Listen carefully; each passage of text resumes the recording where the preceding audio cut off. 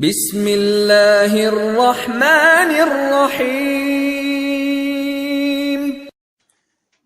بیدار شوی دل که جهان میگذرد، بیدار شوی دل که جهان میگذرد، وین مایه عمر رایگان میگذرد.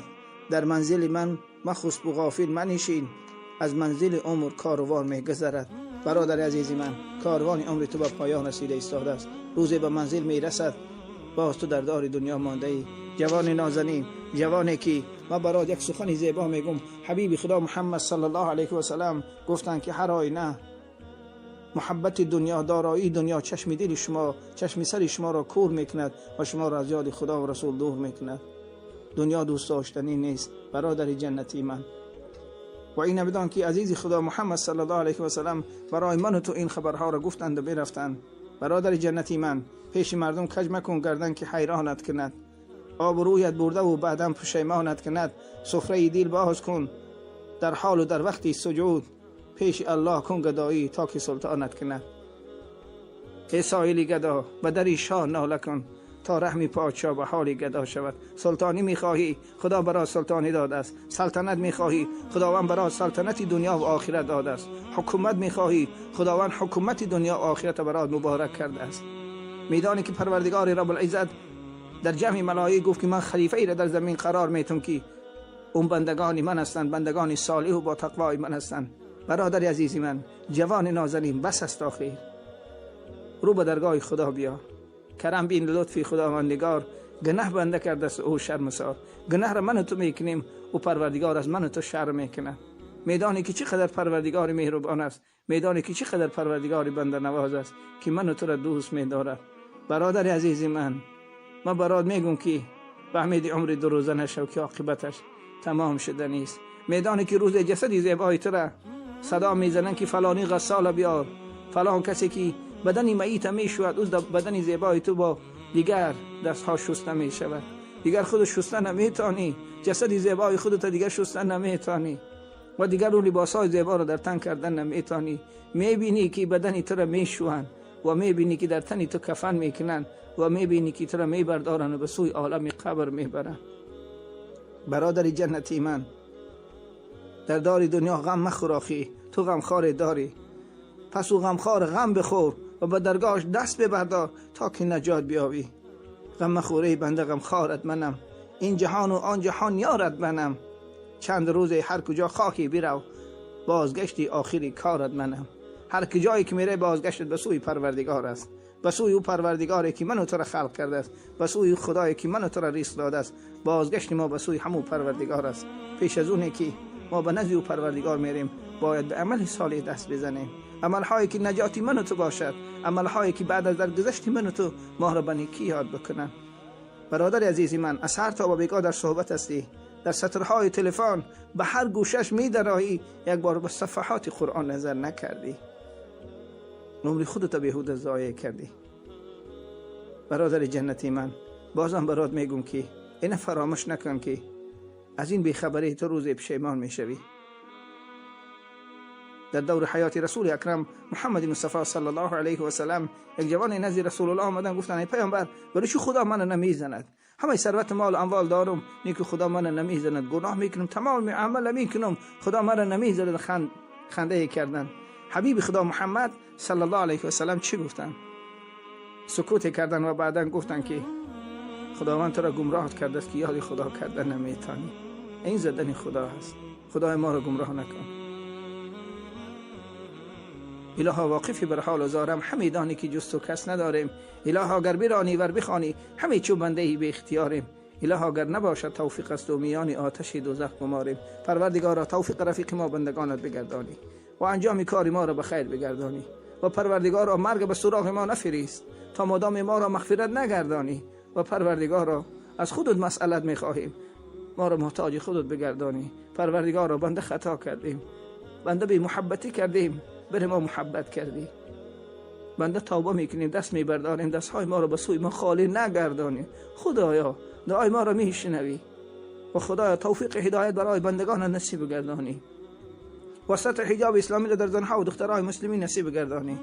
جوان نازنین، برادری جنتی من، میدانی برات یک سخن زیبا میگم که پدر امام ضیایی رحمت الله علیه روزی در چهره فرزند نگاه کردن و می گفتن که الناس معادن کمعادن ذهب والفضه.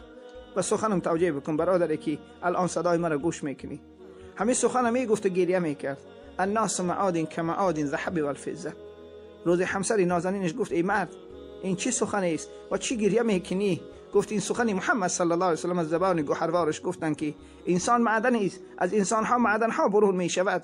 از این فرزند من نمیدانم که چی معدن است و مانند معدن طلا و نقره دیگر معدن هایی که به طریق شستن اونا بیرون می شوند. برادر جنتی من، هر یک کدام من و تو فرزند داریم، اونها معدنی هستن که باید از اونها معدن ها برون بیاید. به طریق استفاده بردن اونها را ما باید سبق زندگی خودمان بدانیم که چیکار کنیم. همین سخن می گفت دایم پدر امام ضیایی شبی از شبها میگه در خوابش حبیب خدا محمد صلی الله علیه و سلم در خواب دیدن. محمد صلی الله علیه و سلم براش میدانی چی گفت؟ گفت امام ضیایی را به سوی مدینه بر و در نزد یگام عالم بگذار او را. فردا که از خواب بیدار شدن برای همسرش گفت سر بدن فرزند ما شستشو بکن و در تن لباسی زیبا بکن و سر موی او را شانه بزن که ما این برای خدا میبرم. امام ضیایی را بردن میگه به مدینه، در حضور یک عالمی گذاشتن. از بین 5 سال 10 سال 20 سال مکمل درگذشت. روزی پیر کمپیر در خانه نشسته بودن که در کوفته شد. وقتا که در رها کردن دیدن جوانی زیبا، جوانی خوشگل با عمامه، با لحیه نازنین، یعنی باریش مبارک، عالم کل. از بین 5 سال و 10 سال گذشت، از یک امام ضیایی رحمت الله علیه 100 عالم درست شد، 500 مسجد بنا شد. ببین عزیز قلبم که از یک امام ضیایی رحمت الله علیه اینقدر عالم ها به دنیا آمدن. من و تو هم عالم های داریم، من و تو هم فرزند های داریم، فقط اونها را تعلیم دادن در کار. میخوای فرزندت برای تو نجات دنیا و آخرت شود، برای او علم بیاموز، قرآن بیاموز. آخی برادر عزیزی من، قرآن چراغ دنیا و آخرتی من و تو است. ایدی قربان شد و در کعبه صحبت می شود، آه و الهی او نزد حضرت می شود. هر که قرآن خوان کند فرزند خود را در جهان، در قیامت روی او ماه تابان می شود. میخوای که ماه تابانی روز قیامت، پس فرزند به قرآن خواندن تعلیم بده تا که کامیابی دنیا و آخرت خداوند برای تو نصیب گرداند. امروز برادرای عزیز من نگاه میکنم فرزندا را ما رو به کامپیوتر و برنامه‌های خودریز و برنامه‌هایی که طبیعت اونها را دیگر میکند، فکر ذهنی اونها را دیگر میکند، ما پابند اون کرده ایم. جوانای نازنین، از داخل این سایت اینترنت هایی که من و تو داخل میشویم چیزهای لازمی اونا بگیرین و دیگرش رد بکنین. به خاطر خدا اونا را از بین ببرید و با اونها نگاه نکنید، زیرا چشمای نازنین شما و وجود نازنین شما بیمار میشود. قاسیت القلوب میشین، قلبهای شما میمیرد از یاد خدا و رسول. این بود مطلبی که من برای سمع شما رسانیدم بنده و انشاءالله که از شما امید دارم که با این گفته های بنده در عمل میشوین و رابطه رو با خدا پیوست میکنین. باور که جوان نازنین انسان های هستن که در خانش آماده عشق توی دامادی و عروسی فرزندش است. برای فرزندش جامه آماده دارد که جامه شهی در تن میکند و در جای دیگر میبینیم که مادر کفنی فرزند میدوزد و در جای میبینیم که مادر برای آرا و تارا داختن دختری نازنینش که او را عروس میکند و در جای دیگر میبینیم که عروسهای نازنین به زیر خاک میبرند. چندین شهی نازنین و چندین عروسهای نازنین به زیر خاک رفتن. نوبت به من و تو رسیده است، نوبت به من و تو رسیده است. کنون آماده باش آخی برادری عزیزی من، جوان نازنین، دست از دار دنیا بکش، چنگ بر رشته خدا بزن، در حلقه نور در نشست بکن، بر این کشتی های محمدی که علماهای کرام دارن در اونا نشست بکنین، در حلقه اونا بنشینین، نفع بگیرین، سرمشق زندگی خودتان این برنامه ها رو بسازین تا که شما کامیاب دنیا و آخرت باشین. وگر نه الا که فردای قیامت حسرت ندامت میخورین، در محضر رسول الله میخورین، میگوی فلانی من امتی تو هستم، ای محمد من فلانی امتی تو هستم. میگه وای بر حال تو آری امت، من از تو آری امت بیزار هستم. تو امتی چی بودی؟ در دنیا با ما رابطه پیوست نکرده بودی، به حبیب خدا محمد صلی الله علیه و سلم درود نفرستادی. این چی امتی است؟ بس است آخی برادری عزیزی من، دست خواهی چون صدف مکشای پیشی خاکیان، هرچی میخواهد دلت از عالمی بالا طلب. دل تو چی میخواهد؟ یا خدا من از تو این میخوام برات معیا میکنه، ای خدا من از تو اون میخوام برات معیا میکنه. یک بار نمیگوی که خدا من از خودت میخوام. چه خدای بنده نوازی هستی. خدای که لایق عبادت هم هستی. با صدق و محبت اتفاقی و اتحادی را از هم نزنیم و با هم یک جا باشیم و دوستدار ملت و وطن، دوستدار برادراتان باشیم، با هم یک جا و با هم محبت کنیم و خدای مهربان از درگاه مسئلت میخواهیم. یا رب دل ما به معرفت دانا کن، چشم ما به جمال مصطفی بینا کن. روزی که چلاله سر بر آره خاک در روضه مصطفی ما را محوا کن. و بعداً السلام علیکم و رحمت الله و برکاته.